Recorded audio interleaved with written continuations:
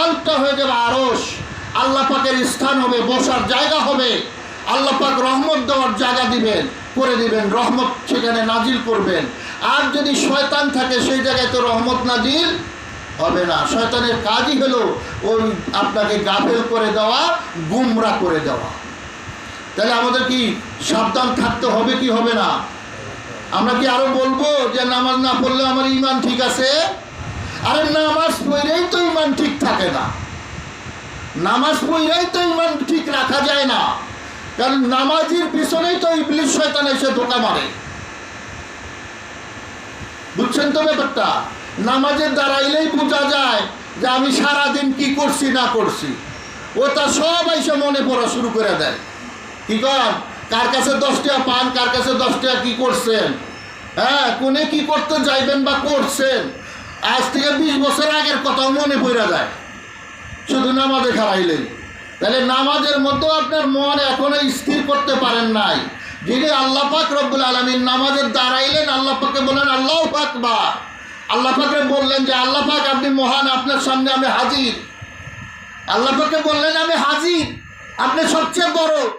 সামনে দাঁড়াইয়াই আপনার ভিতরে আরেক দিকে গেল, আপনার অন্তর আল্লাহ পাকের দিকে না থেকে গেল আরেক দিকে। তাহলে কি আল্লাহ পাকের দিকে তা রইল, মুতওয়াজ্জিহ রইল? তাহলে মুতওয়াজ্জিহ আল্লাহ পাকের দিকে আমাকে মুতওয়াজ্জিহ থাকতে হবে। এই যে আমরা জায়নামাজের দোয়া পড়ি না, কি পড়ি? ইন্নী ওয়াজ্জাহতু ওয়াজহিয়া লিল্লাযী ফাতারাস সামাওয়াতি ওয়াল আরদ হানিফা ওয়া মা আনা মিনাল মুশরিকিন।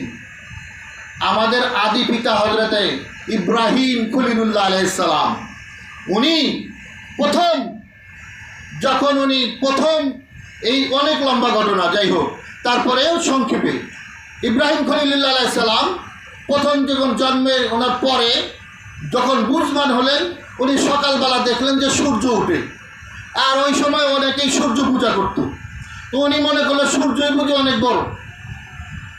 পরে দেখে না সূর্য জায়গায় আবার উঠে চন্দ্র, চন্দ্রটি না, এটা তো যারা উঠে আর ডুবে এটা তোর বড় হইতে পারে না। এভাবে করতে করতে উনি কি বললেন? ইন্নী ওয়াজ্জাহতু ওয়াজহিয়া লিল্লাযী ফাতারাস সামাওয়াতি, যে আসমান জমিন এর মধ্যে যা কিছু সৃষ্টি করছে সেই সৃষ্টিকর্তার মালিকের দিকে আমি মুখ ফিরাইলাম। সুবহানাল্লাহ।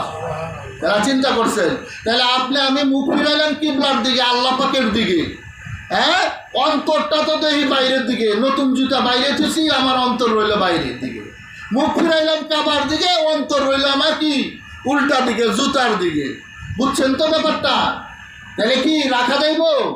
এই অন্তরকে ঠিক করার জন্য, কালটাকে পরিষ্কার করার জন্য, লিকুল্লি শাইইন সিকালাতুস সিকাল কুলুবিজ যিকরিল্লাহ। আল্লাহ পাক রব্বুল আলামিন বলতেছেন, ইয়া আইয়ুহাল্লাযীনা আমানু যিকুরুল্লাহা যিকরান কাসীরা ওয়া সাব্বিহুহু বুকরাতান ওয়া আসীলা।